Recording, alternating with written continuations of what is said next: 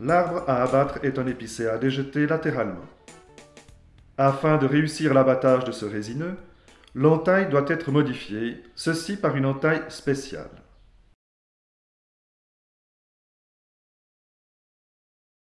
Il s'agit aussi d'un arbre qui penche en avant. Dans le but de pouvoir former une charnière précise, la taille d'abattage sera exécutée en tant que mortaise. Le bois restant empêchera une chute prématurée. L'inclinaison latérale est compensée par la modification de l'entaille. Celle-ci vise alors un point qui correspond à l'éloignement du centre de gravité de la couronne par rapport au pied de l'arbre. La zone de chute est agrandie de 45 degrés du côté de l'inclinaison latérale.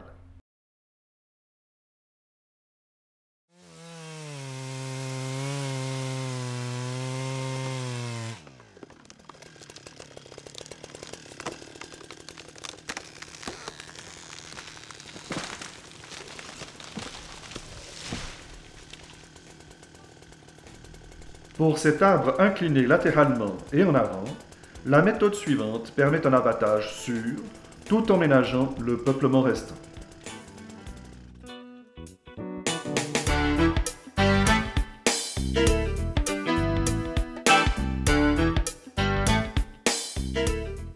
Le forestier bûcheron effectue l'examen de l'arbre et de son environnement en suivant les 8 points connus.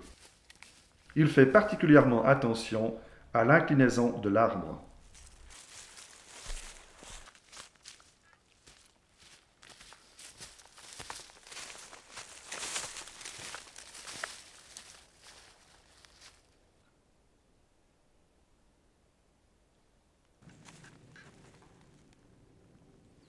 La projection de la couronne fait partie de la zone de chute. Le lieu de retraite accessible facilement doit se trouver en dehors de celle-là. Le lieu de retraite est marqué clairement et le chemin de retraite dégagé.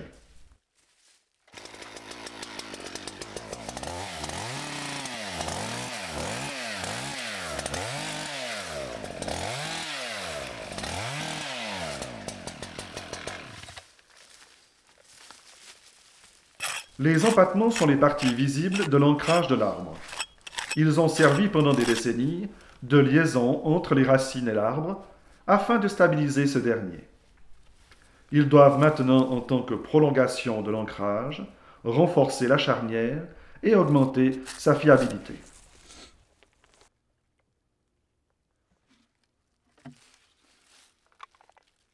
L'ensemble des mesures de sécurité est pris avant les travaux à la machine. Paul und Ernst von Martin antworten. Verstanden? Dann die Straße sperren wie abgemacht. Ist gut.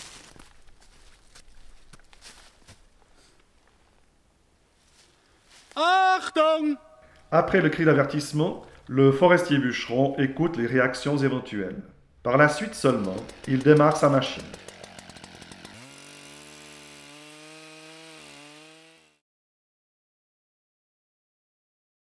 De manière schématique, voici le pied de l'arbre vu de dessus.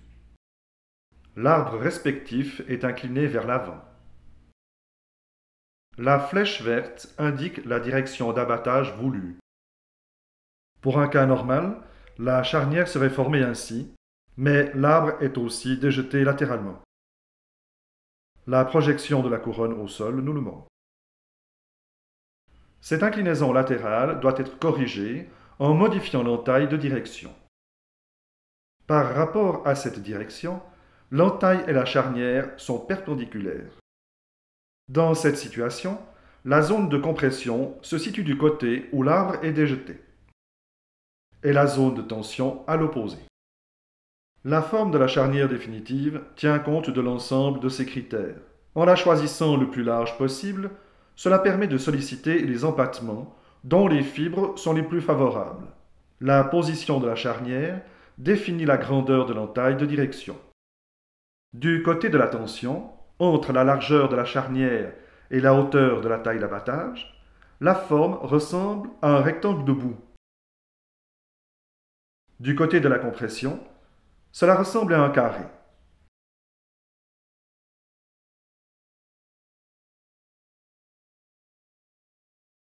En sciant l'entaille de direction, on fera attention à produire un fond d'entaille bien horizontal.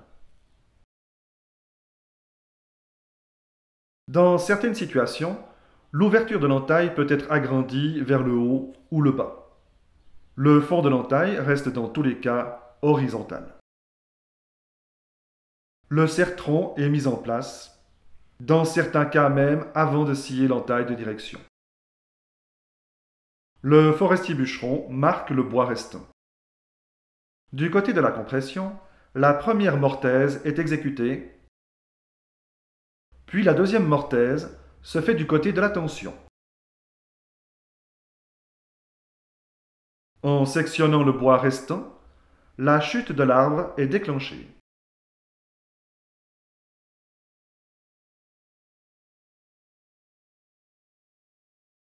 Découper une entaille de cette envergure, c'est du travail de précision.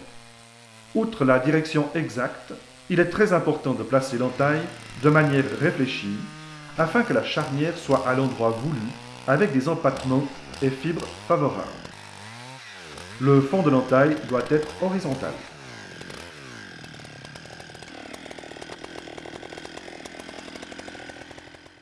Bien évidemment, l'entaille de direction est contrôlée. Si nécessaire, une correction est appliquée.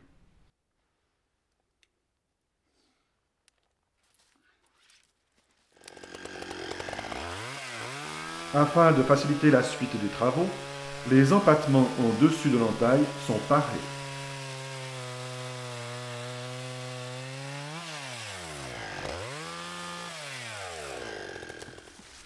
Si les conditions l'exigent, le serre-tronc est monté avant de scier l'entaille.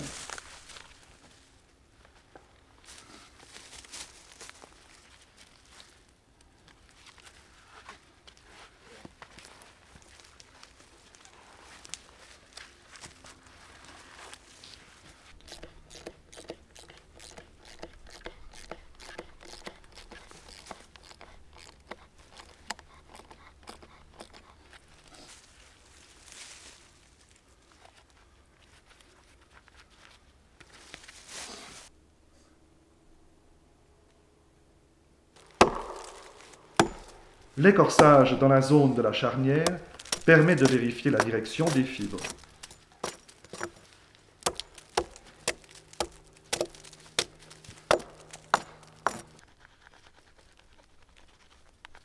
La largeur de la charnière et la hauteur de la taille d'abattage sont marquées à la craie. La différence de hauteur entre le côté tension et le côté compression impose une taille d'abattage qui ne sera pas horizontale. De même, le forestier-bûcheron marque le bois restant. Achtung!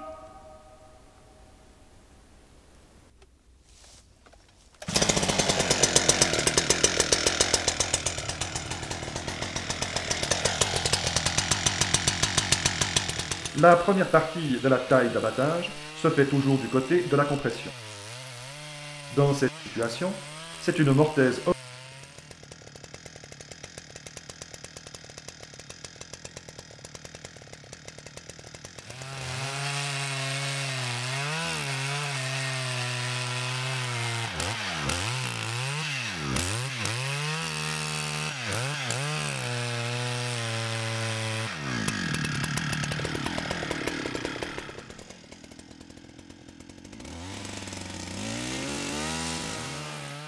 La deuxième partie est réalisée du côté tension.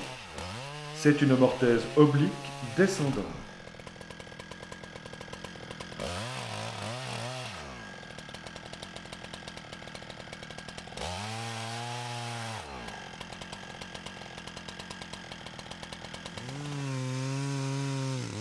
Avant de déclencher la chute, il y a un dernier contrôle des environs et un dernier cri d'avertissement.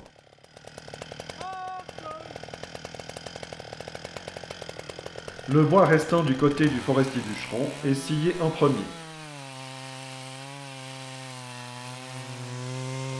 Au moment où l'arbre se met à bouger, le forestier bûcheron se rend à son lieu de retraite et observe depuis là ce qui se passe.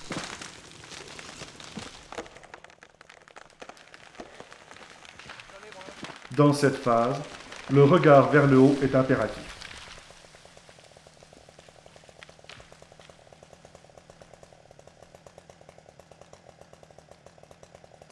Il inspecte l'espace en-dessus de lui, ainsi que celui du couloir de chute.